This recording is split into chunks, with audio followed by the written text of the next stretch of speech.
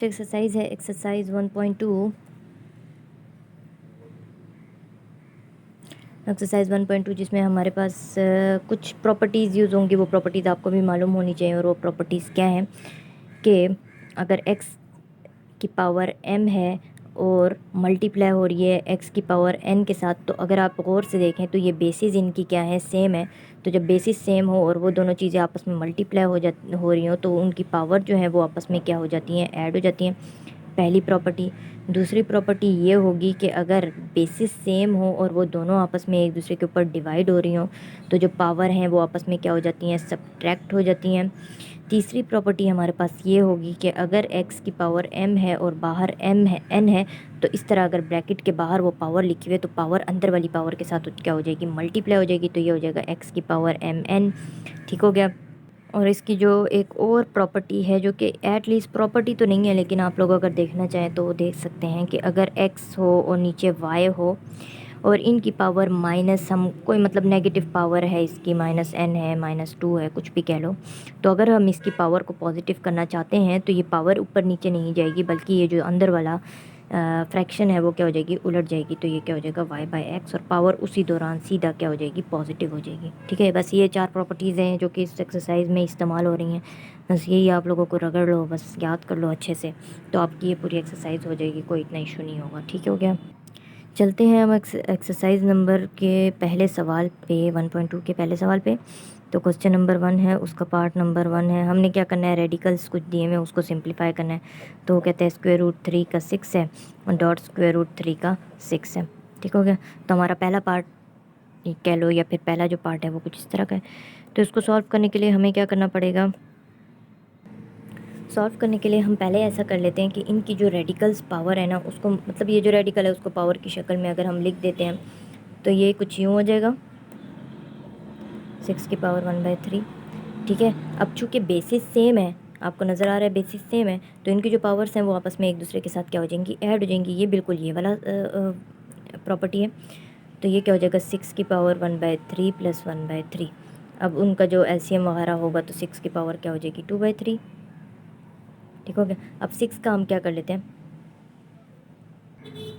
उन्होंने तो यहीं पर स्टॉप किया हुआ है, मतलब आंसर में यही लिखा हुआ है।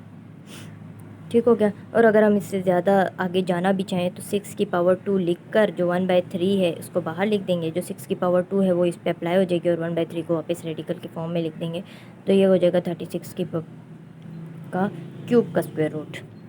ठीक है। तो ये कुछ इस तरह आ जाएगा, सिंपल। उन्होंने यहाँ तक स्टॉप किया हुआ है और अगर आप आगे जाना चाहें तो यहाँ तक ला सकते हैं, नहीं तो यहाँ तक भी आपका बिल्कुल ठीक होगा।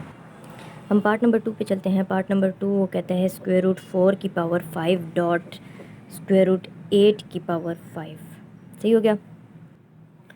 ठीक हो गया। इसके बाद हम क्या करते हैं, सेम एज इट इज़ जैसे हमने इसके साथ किया था वैसे भी आप लोग कर सकते हो। और ये भी आप लोग अगर गौर से देखना चाहो तो इनके जो रेडिकल की पावर है वो एक दूसरे के साथ क्या है, सेम है। एक वो मेथड भी है और एक दूसरा मेथड है कि आप इसी तरह वाले मेथड से दोबारा चले जाओ। क्या हो जाएगा, 4 की पावर 1/5 हो जाएगा, डॉट 8 की पावर 1/5 हो जाएगा।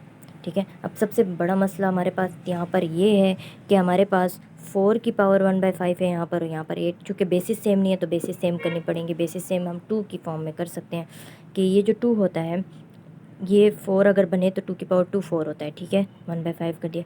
इसी तरफ यहाँ पे 2 की पावर 3 जो होता है वो 1/5 होता है।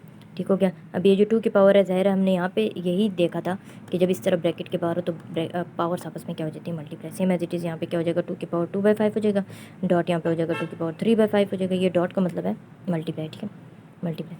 तो ये पावर्स आपस में, तो एक तरफ है 2 की पावर 2/5 और दूसरी तरफ है 2 की पावर 3/5। तो अब बेसिस हमारे पास क्या हो गई हैं, सेम हो गई हैं, तो पावर्स क्या हो जाएंगी, ऐड हो जाएंगी।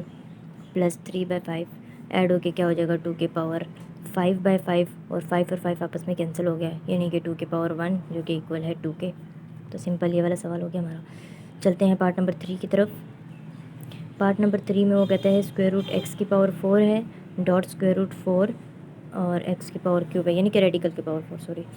तो इसका जब हम सोल्यूशन करेंगे तो आसान सा पार्ट है ये भी। क्या हो जाएगा, x की पावर 1/4 हो जाएगा, डॉट x की पावर 3 का 1/4 हो जाएगा। ये पावर उसके साथ मल्टीप्लाई करवा लो, ये हो जाएगा x की पावर 1/4 डॉट x की पावर 3/4। अब इनकी जो बेसिस हैं वो सेम है, तो पावर्स क्या हो जाएंगे, ऐड हो जाएंगे। तो ये हो जाएगा 1/4 + 3/4 which is equal to x की पावर 4/4। 4 और 4 आपस में कैंसिल, x की power 1 which is equal to x। तो ये हमारा सिंपल आंसर आ गया। चलते हैं अगले पार्ट। अगले पार्ट है 4 पार्ट हमारे पास। पार्ट नंबर 4 को अगर हम देखते हैं तो पार्ट नंबर 4 हमारे पास कुछ इस तरह का है। 10 square root dot square root 3 का 11। तो अगर हम इसका सोल्यूशन लेंगे तो ये देखो, ये सॉल्व नहीं हो सकता क्योंकि इसमें बहुत ज़्यादा डिफरेंस है। एक तो इनकी रेडिकल्स की पावर भी चेंज है और ऊपर से अंदर की वैल्यूज़ भी चेंज है, तो ये नहीं हो सकता। तो हम इसको अगर सिंपल लिखना भी चाहें तो 1/2 लिख देंगे और इसको लिख देंगे 11 की पावर 1/3। मज़ीद इसके बाद कुछ भी नहीं हो सकता, कुछ भी नहीं हो सकता। इनकी ये जो स्क्वायर रूट है वो भी नहीं मिल सकते। तो हम कह देंगे नॉट एप्लीकेबल, मतलब जो लॉस थे एक्सपोनेंट वगैरह के वो इसके ऊपर एप्लीकेबल नहीं है। एप्लीकेबल ठीक हो गया। चलते हैं फिर पार्ट नंबर 4 की तरफ, क्योंकि ये पार्ट यहीं तक होगा, इसका आगे यही आंसर आएगा, कुछ नहीं। x की पावर 7 और रेडिकल की पावर है फिर 4 और x की पावर क्या है 5। ठीक हो गया। अब अगर हम ज़्यादातर देखना चाहें तो इस रेडिकल को हम सेम बना लेते हैं और अंदर यूँ कर देते हैं।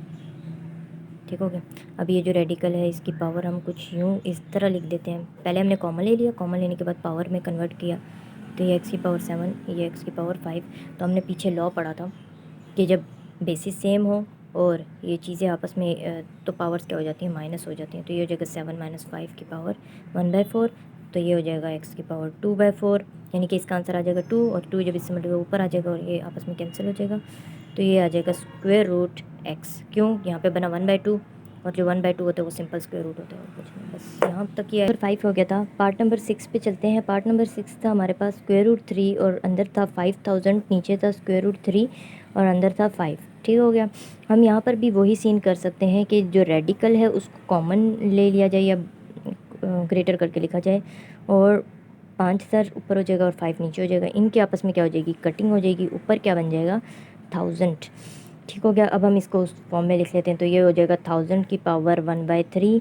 तो 1000 जो होता है वो 10 का जो होता है क्यूब होता है। ठीक है, तो 10 का क्यूब और पावर 1/3, तो ये पावर इस पावर से क्या हो गई, कैंसिल। तो आंसर क्या हमारे पास आ गया, 10। सही हो गया। चलते हैं पार्ट नंबर 7 की तरफ। तो 7 पार्ट हमारा क्या है, सेम वैसा ही है। ये हो जाएगा 500 और नीचे क्या हो जाएगा 5 है और square same as it is, square बड़ा करके लिख दो। अच्छा, वैसे यहाँ पे जो इन्होंने पावर 2 लिखी है ना, ये पावर 2 ज़्यादातर लिखी नहीं जाती क्योंकि हमें पता है कि इसकी अगर सिंपल स्क्वायर रूट है तो उसकी पावर भी कितनी है, 1/2 ही है। तो यहाँ पे लिखने की ज़रूरत नहीं थी, उन्होंने फिर भी पता नहीं क्यों लिख दिया। ठीक है, तो इनकी आपस में कैंसिलेशन हो जाएगी, हो जाएगा 100 सेम एज इट इज़। 100 की power 1/2 which is equal to 10 की पावर 2, और 10 की पावर 2 की जो पावर 2 है वो इससे कैंसिल हो जाएगी। तो हमारे पास आंसर क्या आ जाएगा, 10। तो ये था सिंपल सा सवाल। आगे चलते हैं पार्ट नंबर 8 की तरफ। पार्ट नंबर 8 है स्क्वायर रूट 10 और बाहर है 2.7 और बाहर है क्यूब। तो ज़्यादा से ज़्यादा इसका भी कुछ नहीं हो सकता। कैसे कुछ नहीं हो सकता, देखो अगर गौर से इसको, तो अंदर 10 है, बाहर 7 है और इसके अंदर 7 है, इसकी पावर 3 है, इसकी पावर 2 है। तो ना रेडिकल कॉमन आ सकते हैं ना इनकी बेसिस सेम हो सकती है। तो हम यहाँ पे सिंपल लिख देते हैं नॉट एप्लीकेबल। सही हो गया। इसी तरह हमारा ये जो एक्सरसाइज 1/2 है उसका क्वेश्चन नंबर 1 क्या हो गया, कंप्लीट हो गया।